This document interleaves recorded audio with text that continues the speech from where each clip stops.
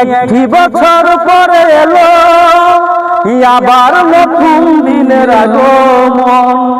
পহেলা বৈশাখের দিনে ফুল নিয়ে আসে কত প্রিয়জনে। আমার প্রিয়জনকে সে আসবে বলে তাই আজ আমি ফুল নিয়ে দাঁড়িয়ে রই। সে আসবে বলে তাই আজ আমি ফুল নিয়ে দাঁড়িয়ে রই। ঈদের আনন্দে বৈশাখের ঝিলি আমার জীবনে যেন না আসে। সুখ হবে কেমনে বলো না বিধি, আমার যে জন্ম বৃথায়।